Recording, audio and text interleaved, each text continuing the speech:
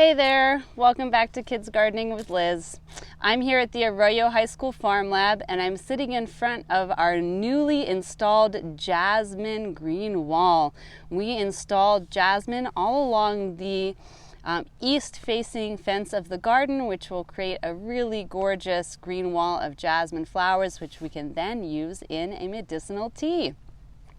So today I want to talk to you a little bit about the differences between overhead spray and drip irrigation. So in our farm labs, we generally only use drip irrigation. Now we do this because it uses a lot less water, and we're in a part of the world where water is scarce, especially in the summer months. So we work very hard to conserve water and only water as needed. So you can see here the drip tube that I have installed around the base of the jasmine.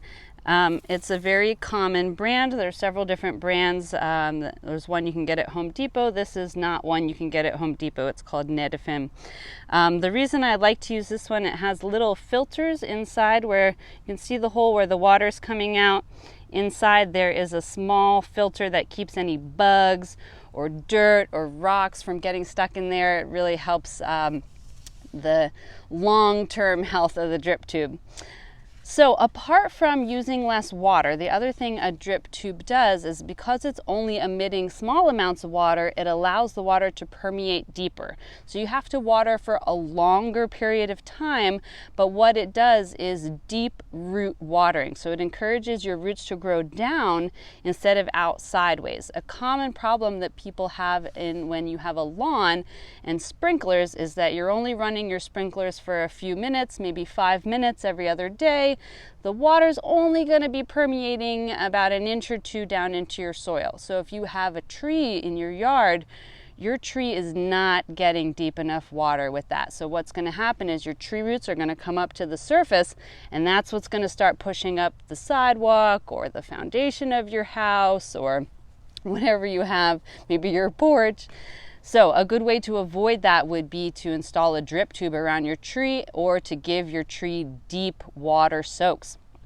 So far, the only downside to drip irrigation that I have come across, other than needing some muscles to install it, is that plants do benefit from having their leaves sprayed off occasionally. So in nature, when it rains, that helps wash the dirt off the leaves, and leaves, if you've taken biology, you will know there are little holes in the leaf called stomata, and that is how the plant breathes. So the plant pulls carbon dioxide in and breathes oxygen out through their stomata. So occasionally the plants do need to be washed off in order for them to breathe properly. This also prevents a lot of diseases from happening, like spider mites or fungus or other things that you tend to get in late summer.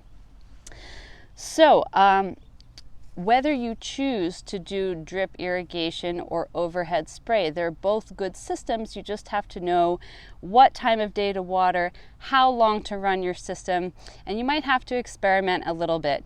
Also remember that because of the pressure, especially with overhead spray, your sprinklers will shift and change, so you need to be regularly checking on them. I've gone to some houses where the sprinklers are turned all the way around and spraying only into the street and not onto the yard at all. So you do need to regularly check them, make sure they're all pointing in the right direction and that they're not leaking anywhere. That will also help reduce mosquitoes and other pests around your property. So if you have more questions about irrigation and what is the right type of irrigation for your yard, please reach out to us through our website, ecourbangardens.org, and subscribe to our YouTube channel for more drought-tolerant and organic gardening tips. Thanks so much, and I'll see you again soon. Bye.